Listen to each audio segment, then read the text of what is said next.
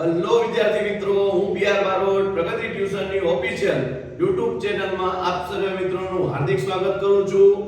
ગયા વિડિયોની અંદર ધોરણ 10 ગણિતનું મહત્વપૂર્ણ ચેપ્ટર નંબર 2 બહુપદીના પ્રકારો વિશે ચર્ચા કરી હતી અને આજના વિડિયોમાં એટલે કે આ વિડિયોની અંદર બહુપદી વિશે જ અભ્યાસ કરવાનો છે. પણ આપણે આજના વિડિયોની અંદર શૂન્યની સંખ્યા તેમજ શૂન્યની કિંમત વિશે ચર્ચા કરવાની છે.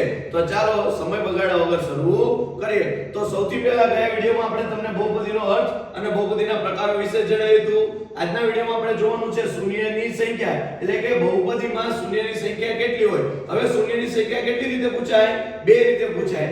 એક પૂછાય આલેખ પરથી અને એક પૂછાય સમીકરણ પરથી. શૂન્યની સંખ્યા કેટલી રીતે પૂછાય? બે રીતે. એક પૂછાય આલેખ પરથી અને એક પૂછાય સમીકરણ પરથી.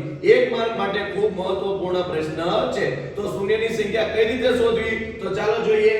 જ્યારે તમને વિદ્યાર્થી મિત્રો આલેખ પરથી પૂછ્યું હોય ત્યારે જે આડી ધરી છે એને કહેવાય x ધરી અને જે ઊભી ધરી છે એને કહેવાય y ધરી.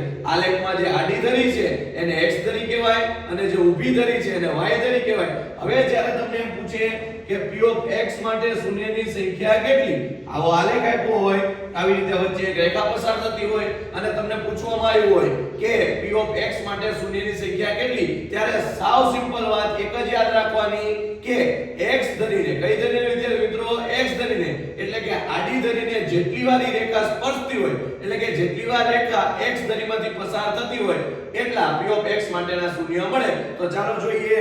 તો આ x ધરી છે વિદ્યાર્થી મિત્રો, આડી ધરી એટલે તો જોઈએ આ રેખા એક વખત, બે વખત અને ત્રણ વખત x ધરીમાંથી કેટલી વખત પસાર થાય છે? ત્રણ વખત. તો p of x માટે શૂન્યની સંખ્યા કેટલી મળશે વિદ્યાર્થી મિત્રો? 3. તો અહીં આપણે ઈઝીલી લખી શકીએ કે p of x માટે શૂન્યની કેટલી સંખ્યા મળશે? 3 સંખ્યા મળશે. એવી રીતે બાજુનો આલેખ જોઈએ. તો આડી ધરી હોય એને x કહેવાય અને ઊભી ધરી હોય એને y કહેવાય. આડી હોય એને x, ઊભી હોય એને y. p of x માટે આપણને શૂન્યની સંખ્યા પૂછી હોય એટલે આપણે x ધરીને જોવાની. કોને જોવાની? x ધરીને. x ધરી એટલે કે આડી રેખાને આપણે જોઈશું. તો જો આ રેખા આડી રેખાને કેટલી વાર સ્પર્શે છે? એકવાર. એટલે કે x ધરીમાંથી એકવાર પસાર થાય છે. તો વિદ્યાર્થી મિત્રો તમે જ કહો કે આલેખ ઉપરથી શૂન્યની સંખ્યા કેટલી મળશે? 1 મળશે. કેટલી મળશે? 1. કેમ? કેમ કે x ધરીમાંથી એક વખત રેખા પસાર થાય છે. તો ટૂંકમાં શું ખબર પડી કે x ધરીમાંથી જેટલી વાર રેખા પસાર થતી હોય એટલા p of x માટેના શૂન્યો મળે.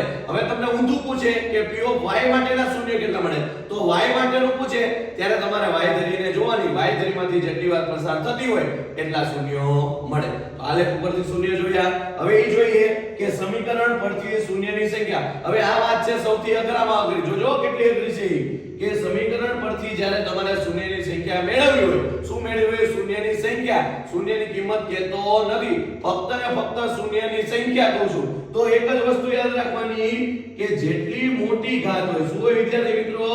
જેટલી મોટી ઘાત હોય એટલા શૂન્ય મળે. શું હોય? સમીકરણની જેટલી મોટામાં મોટી ઘાત હોય એ સમીકરણના એટલા શૂન્ય મળે. એટલે કે શૂન્યની સંખ્યા જેટલી મોટી ઘાત હોય એટલી બને. તો ચાલો જોઈએ. તો આ સમીકરણ એક આપેલું છે 16x નો વર્ગ માઈનસ 12x 8. તો આપણે આને શૂન્યની ઘાત જોઈએ. તો x ની કેટલી ઘાત છે? 2. અહીંયા x ની કેટલી ઘાત હોય? 1. તો આપણને ખબર પડે કે 1 મોટા કે 2 મોટા? તો 2 મોટા.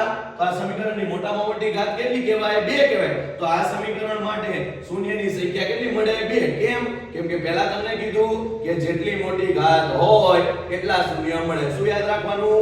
જેટલી મોટી ઘાત હોય એટલા શૂન્ય મળે. આ તો બહુ અઘરું હતું ને. ચલો બીજી એક સંખ્યા જોઈએ એટલે કે બીજું સમીકરણ જોઈએ. 6x ની 8 ઘાત માઈનસ 8. શું છે? 6x ની 8 ઘાત માઈનસ 8. આપણે શું જોવાનું છે? ઘાત જોવાની. તો x ની કેટલી ઘાત આપેલી છે? 8 ઘાત આપેલી છે. તો મોટા મોટી ઘાત કેટલી છે? 8. કેમ કે 8 સિવાય મોટી ઘાત આખા સમીકરણમાં ક્યાંય દેખાતી નથી. એટલે આ સમીકરણની મોટામાં મોટી ઘાત 8 છે. તો મેં તમને કીધું હતું જેટલી મોટી ઘાત હોય એટલા શૂન્ય મળે.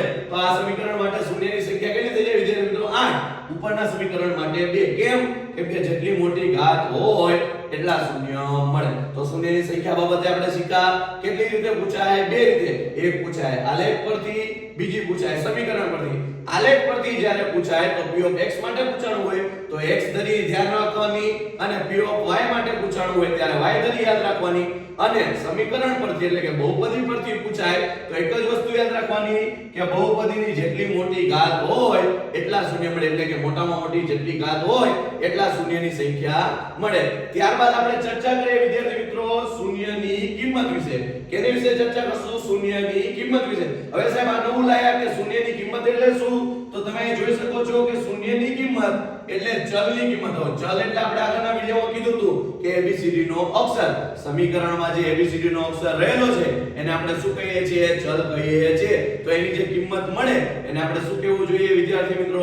ચલની કિંમત. અને એ ચલની કિંમત એટલે તે શૂન્યની કિંમત. તો એક ઉદાહરણ દ્વારા સમજીએ. સૌથી પહેલા આપણે આ વિડિયોની અંદર સુરેખ બહુપદીના શૂન્ય વિશે ચર્ચા કરીશું અને ત્યારબાદના વિડિયોની અંદર આપણે દ્વિઘાત બહુપદીના શૂન્ય વિશે ચર્ચા કરીશું. તો ચાલો જોઈએ. હવે સુરેખ બહુપદી એટલે શું? જેની મોટા મોટી ઘાત 1 હોય એને સુરેખ બહુપદી કહેવાય. અને આ જો ન ખ્યાલ આવતો હોય તો આગળ એક વિડિયો બનાવેલો છે તે જઈને જોઈ લેવો એટલે તમને બહુપદીના પ્રકારો વિશે અને બહુપદીના અર્થ વિશે ખ્યાલ આવી જાય. તો જોઈએ કે આ સુરેખ સમીકરણ આપેલું છે વિદ્યાર્થી મિત્રો. કેટલું કેવું આપેલું છે? સુરેખ સમીકરણ આપેલું છે. હવે પહેલા આની ઉપરથી શૂન્યની સંખ્યા આપણે શોધીએ. તો શૂન્યની સંખ્યા શું કીધું તું? જેટલી મોટી ઘાત હોય એટલા શૂન્ય મળે. શું કીધું તું તમને? જેટલી મોટી ઘાત હોય એટલા શૂન્ય મળે. તો તમે જોઈ શકો છો કે મોટા મોટી ઘાત કેટલી છે? 1. એટલે કે આના શૂન્ય કેટલા મળશે? 1. એનો મતલબ શું? કે x ની કિંમત કેટલી વાર મળશે? 1 વખત. કેમ સાહેબ x ની કિંમત? કેમ કે શૂન્યની કિંમત એટલે ચલની કિંમત. અને આ સમીકરણમાં ચલ કોણ છે? ABCD નો અક્ષર કયો છે? x. એટલે આ x ની કિંમત એટલે ચલની કિંમત થાય અને ચલની કિંમત એટલે શૂન્યની કિંમત થાય. તો સૌથી પહેલા આપણે શું મેળવવું છે? શૂન્ય. તો સમીકરણ બરાબર શૂન્ય લઈ લેવા પડે. તો કે 8x 8 બરાબર 0. શું લઈ લેવું પડે? સમીકરણ બરાબર શૂન્ય લેવા પડે. હવે વિદ્યાર્થી મિત્રો આપણે શું જોઈશી? ચલની કિંમત એટલે કે x ની કિંમત. તો સિમ્પલ એટલે સિમ્પલ વાત છે કે x એકલો આ બાજુ રહેવો પડે, બાકી બધું બરાબર ની બીજી બાજુ જતું રહે એટલે આપણને x ની કિંમત મળી જાય. તો ચલો જોઈએ કે 8x ના 8x બરાબર ના બરાબર. આ બાજુ +8 છે, બરાબર ની ઓલી બાજુ જાય તો કેવા 8 થઈ જાય? -8. કેમ કે આપણો નિયમ છે કે આ બાજુ સરવાળામાં હોય તો ઓલી બાજુ બાદબાકીમાં જાય, આ બાજુ બાદબાકીમાં હોય તો ઓલી બાજુ સરવાળામાં જાય, આ બાજુ ગુણાકારમાં હોય તો ભાગાકારમાં જાય, ભાગાકારમાં હોય તો ગુણાકારમાં જાય. તો અહીં શું છે? સરવાળો છે. તો અહીંયા જશે તો કેવું થઈ જશે? બાદબાકી એટલે કે માઈનસ થઈ જશે. હવે મેં તમને એવું કીધું કે x એકલા રહેવા પડે. તો 8 અહીંયા ગુણાકારથી જોડાયેલા છે તો ઓલી બાજુ જશે તો ભાગાકારમાં આવી જશે. તો આવું થશે કે x બરાબર -8 છેદમાં 8. તો હવે આ છે જોડે જો વિદ્યાર્થી મિત્રો 8 એકા 8. તો x બરાબર -1. કેટલા આવશે? -1. તો x ની કિંમત એટલે કે ચલની કિંમત મળી ગઈ આપણને. તો ચલની કિંમત એટલે શૂન્યની કિંમત. માટે 8x 8 નું શૂન્ય શું થશે? -1. કેમ એક જ વાર કિંમત મળી? કેમ કે જેટલી મોટી ઘાત હોય એટલા શૂન્ય મળે. તો કેટલી મોટી ઘાત હતી? 1 હતી મોટા મોટી ઘાત. તો કેટલી વાર કિંમત મળી? 1 વાર. મોટા મોટી ઘાત 2 હોય તો x ની કિંમત કેટલી વાર મળે? 2 વાર. 4 હોય તો 4 વાર મળે. ટૂંકમાં જેટલી મોટી ઘાત હોય એટલા શૂન્ય મળે. હવે બીજું ઉદાહરણ જોઈએ એટલે તમને ખ્યાલ આવે. 16x - 8 છે તો પહેલા શૂન્ય મેળવવું છે તો બરાબર શૂન્ય લેવું પડે. તો કે 16x - 80 બરાબર 0. હવે x એકલો આ બાજુ રહેવું પડે, બાકી બધું બરાબર ની બીજી બાજુ. તો 16x બરાબર આ પ્લસ આ માઈનસ છે, ઓલી બાજુ આવે તો પ્લસ. તો 80 ના 80. x એકલો લેવો પડે તો x સાથે કેવી રીતે જોડાયેલું છે? ગુણાકારથી. 16x નો સહગુણક કહેવાય જે આપણે અગાઉના વિડિયોમાં કહ્યું હતું. તો x કેની સાથે જોડાયેલો? 16 સાથે. કેવી રીતે? ગુણાકારથી. તો આ 16 છે આ બાજુ ગુણાકારમાં છે તો ઓલી બાજુ જાય તો ભાગાકારમાં જાય. તો જોઈએ કે x બરાબર 80 ના 80. આ 16 ગુણાકારમાં આ બાજુ આવશે તો ભાગાકારમાં. છેદ ઉડાડો તો 16 પંચાને 80. તો x ની કિંમત કેટલી મળે વિદ્યાર્થી મિત્રો? 5. તો શૂન્ય કેટલું મળ્યું? 5. કેમ એક જ વાર મળી? કેમ કે મોટા મોટી ઘાત કેટલી છે? 1.